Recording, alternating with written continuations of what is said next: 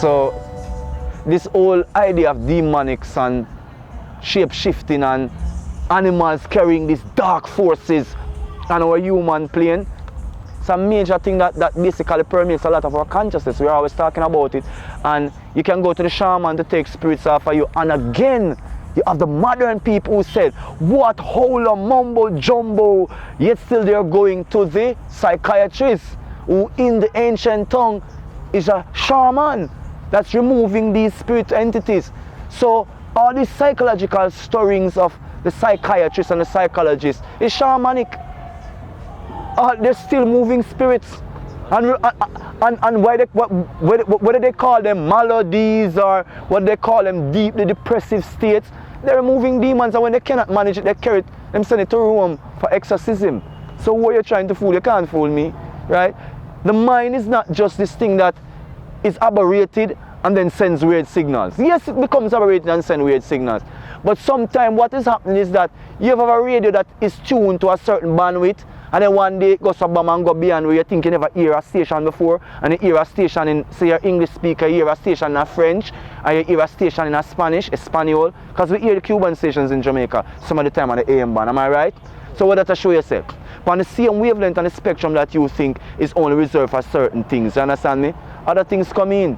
Something that's outside your spectrum, using the same bandwidth, come into the spectrum, possessing some people, getting some people's psyche, you understand me? So whether people want to tell you that it's just your mind being out of alignment and you're thinking weird thoughts, believe it or not, there are entities out there which when they get into your space, it affects your thought processes. So that's how you end up with all those weird thoughts, because you're in a weird energy field and a weird sensation created by a weird presence. You understand what I say?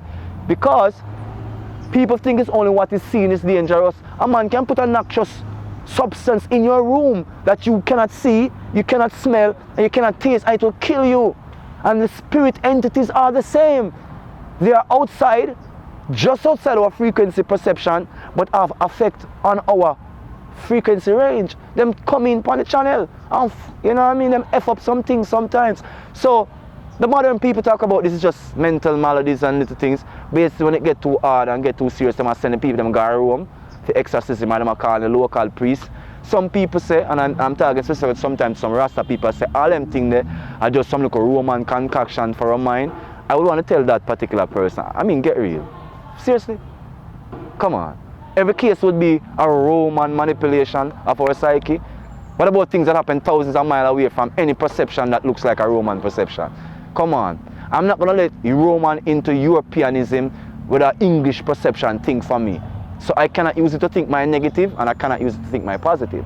So in my culture, in my cosmology, our ancestors, when they die, they just go a few degrees outside of the visible spectrum.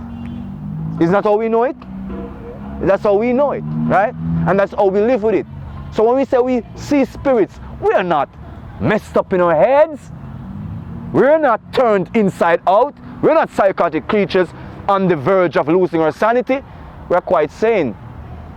And these are the things that the modern world is playing our tricks about. Like they don't know about these things. Eh? Everything is vibration.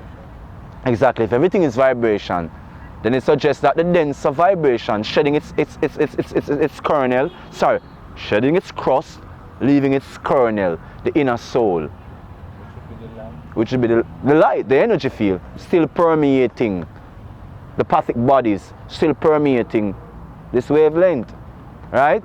And sometimes some of them don't want to just stay in another invisible wavelength there, or barely visible.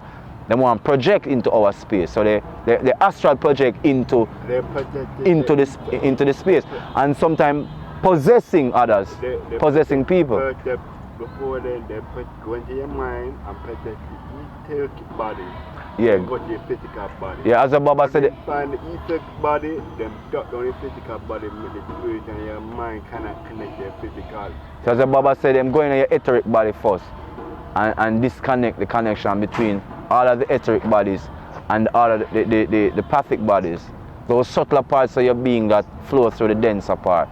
They possess those things, meaning they add a certain level of confusion to your senses. Like they add a certain level of confusion in your particle memory of your problem of your own life and your problem with your friends and all of that, and they add certain things in your future or what you're doing certain people what you're not supposed to. So it's like a general manipulation. So they manipulate your past, your present, and your future. Because usually in psychology, if you are very depressed, what we psychologically recognize, as we can say, right, is usually because you are so caught up in the past. Am I right? Right? You're more caught up in the past, so you're very depressed. If it is that you're very anxious, right, it seems that you're very much, futuristic too much. You're probably too connected with the future, so you are not present enough to process things in a balanced and even wavelength. So anxiety usually suggests that you're too future oriented, you don't have enough presence. And depression suggests that you're too much in the past. So again, a lot of these spirit entities enter into the etheric body, mess up your harmonization, so you become depressed. You become very negative about your past experiences and very anxious about your future experiences, because obviously you have no presence. You're not peaceful in your now. That means you know, kiss up yourself, you know, kiss up your loved one, you know, kiss up your youth them, you understand me? You know, love the activities of your mind and the activity of your thinking. And not only that, Hence mental illness. Yes, destroying the awareness of your consciousness, hence mental illness, because you destroy your own awareness. So you put your own self into aberration, so you lose your cognitive factors, right? And not only that, you will lose your physical senses. First they will shut down your physical sense, your hearing, your sight and everything.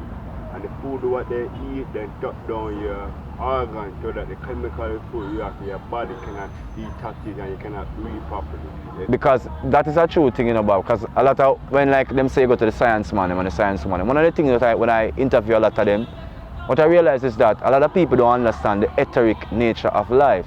So it's like food has an energy field. It has a vibrating energy field. And somebody can physically poison the fruit.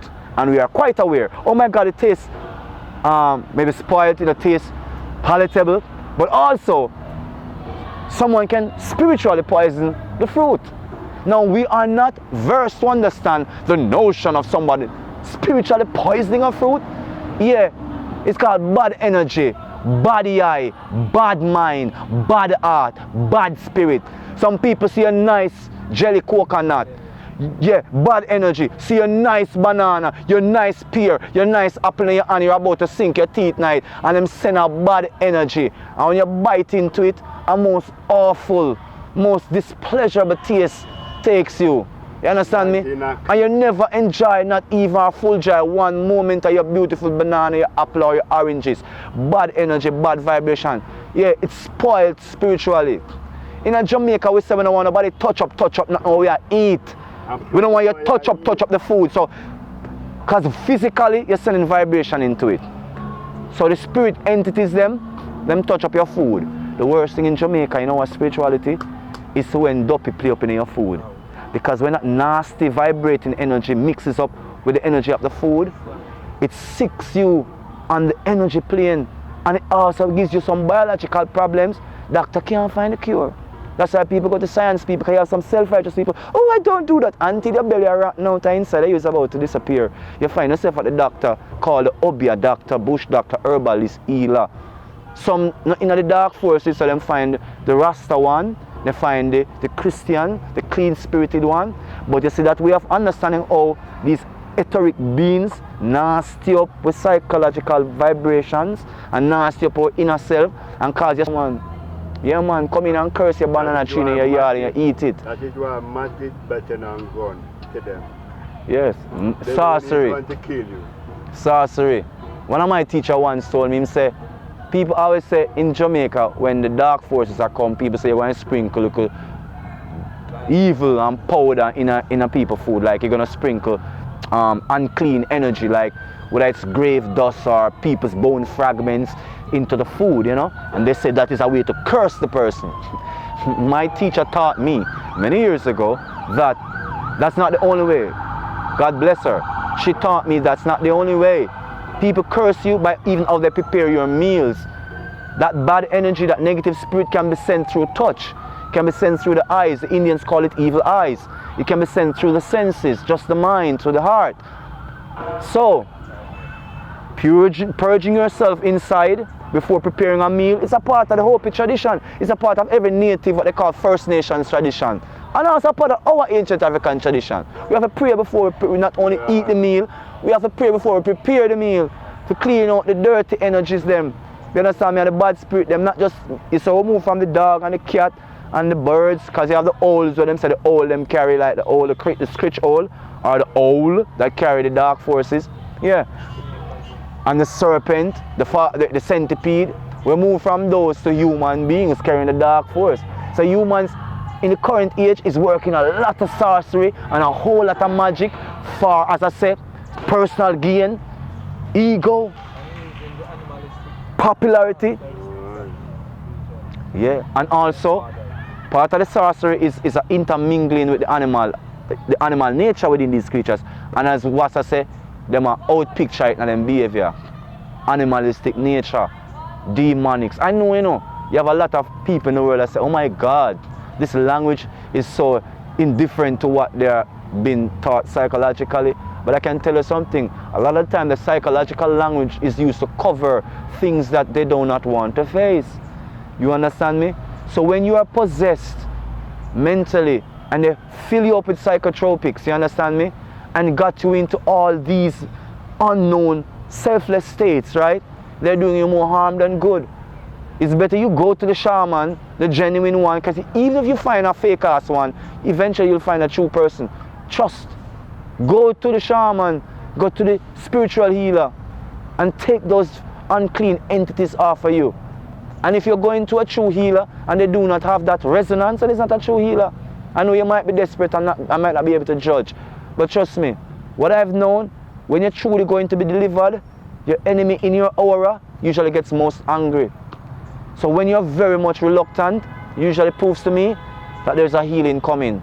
So when you keep telling yourself, I won't go there, I won't do this, and I won't, that's usually when your healing will come. Because what you're certain with all those psychotropics, that if you try to smoke a little joint with it, it puffs up your body, you gain 30 pounds, you can no longer hold your stool, you can no longer enjoy sex, you cannot have a life anymore. It's better you fly halfway around the world, go to the shaman, get a cleanse in the natural vibratory stream, remove those psychic entities that are messing up your biological energies, and get rid of the dirty, nasty demon forces in the glory of the Most High God of creation. You understand me?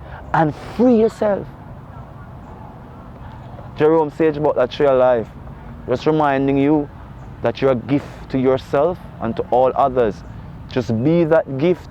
Continue to share in the virtues of your own goodness, and always be clear in heart, so that your spirit can be resonant, healthy and wholesome, and you can have your experience within the living cosmos.